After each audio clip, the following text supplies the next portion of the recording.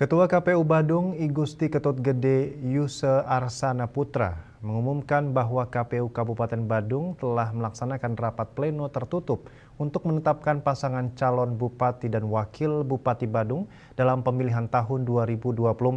Rapat ini diadakan setelah masa pendaftaran yang berlangsung dari tanggal 26 hingga 29 Agustus. Dua pasangan calon berhasil mendaftar.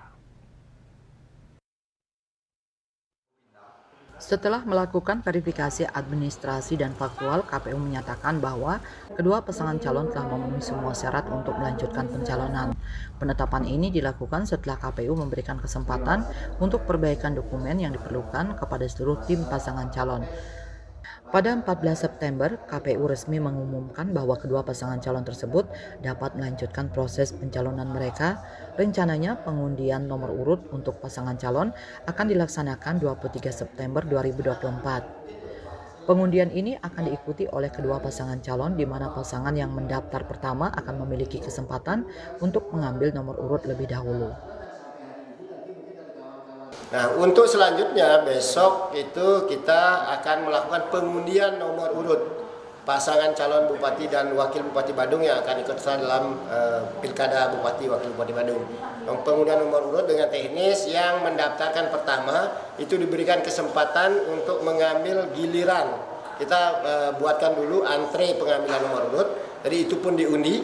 Nanti itu akan diambil oleh calon Wakil Bupati di pemilihan Bupati dan Wakil Bupati Badung, mengambil nomor antreannya dulu, nomor giliran antrean, kemudian nanti setelah mendapatkan kita menyiapkan teknisnya 14 bola yang berisi nomor 1 sampai 14, yang memperoleh nomor lebih rendah atau lebih kecil itu akan mengambil pandel nomor undian calon pasangan Bupati dan Wakil Bupati.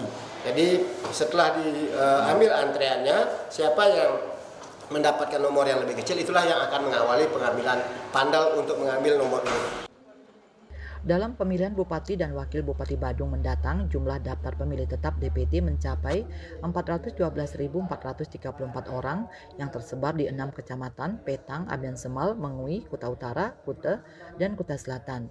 KPU juga mengalokasikan 761 tempat pemungutan suara TPS yang terdiri dari 759 TPS reguler dan 2 TPS di lokasi khusus yaitu di Lapas Kerobokan dan Lapas Perempuan Kerobokan. Masing-masing TPS dapat menampung maksimal 600 pemilih. Setiap pasangan calon diperbolehkan membawa pendukung termasuk pimpinan partai pengusung dan keluarga dengan jumlah maksimum 40 orang yang diizinkan berada dalam ruangan pengundian. Sementara itu, simpatisan lainnya diizinkan untuk mengikuti acara tersebut secara langsung dengan batasan 100 orang. Acara pengundian juga akan disiarkan secara live streaming melalui televisi. Dengan semua persiapan yang telah dilakukan, KPU Badung optimis bahwa pemilihan ini akan berjalan dengan lancar dan partisipatif. Hendra, Bali TV.